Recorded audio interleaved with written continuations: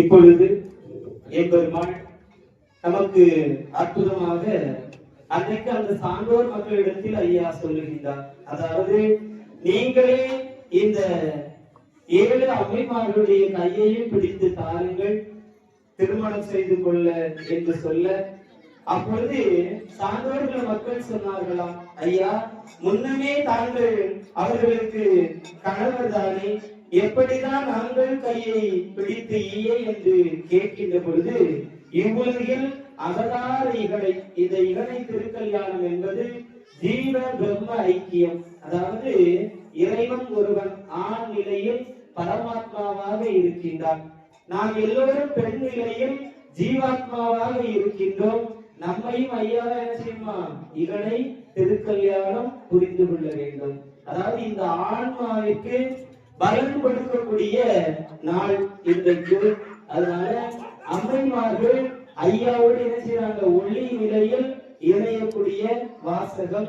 ஈக்கிடவே மாயவரும் தங்கத்தாலே ரத்ன ஒளி போல் வீசும் தாலிகளை மாய்ந்து மிக போதாமல் தாலி வாழ, மகாதர்ம யுகம் வாழ மாது வாழ, ஏந்து புலி தர்மமது தலைத்து வாழ, ஈசர் முதல் எல்லோரும் இருந்து வாழ, சார்ந்த குல சான்றோர்கள் தலைத்து வாழ, தாலி மிக வாழவென்று தரித்தார் தாலி என்ற வாசகம் படிக்கின்ற பொழுது, கடைசி நாங்கள் சொல்லுவோம், கை காணிக்கின்ற பொழுது என்ன செய்யணும், சங்கநாதம் ஒழிக்க வேண்டும், அம்மைமார்கள் குரவையிட வேண்டும், மேலதாளம் இசைக்க வேண்டும் என்று அன்போடு கேட்டுக்கொண்டு 2 பகுதியாக படித்து நிறைவு செய்கின்ற பொழுது சங்கநாதம் முழங்க வேண்டும், மேலதாளம் இசைக்க வேண்டும், அம்மைமார்கள் குரவையிட வேண்டும் என்று சொல்லி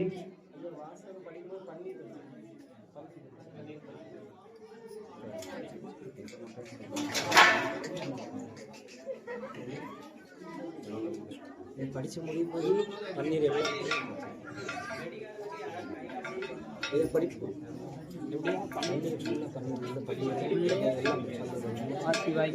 அடப்பாசம் வெளியே அடிச்சு நம்ம படிச்சு முடிச்ச பிறகு படிச்சு முடிக்கிறது மையம் அப்படியே தொலைச்சிடும், வெளியே தொலைச்சாங்க உள்ளே தொலைச்சிடும். இதை படிக்கலாம்.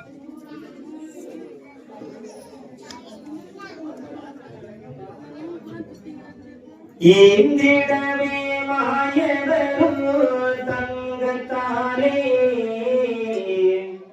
ரத்ன ஒளி போல் வீசும் தாலி தன்னை மாய்ந்து மிக போகாமல் தாலி வாழ, மகாதன்ம யுகம் வாழ மாதும் வாழ,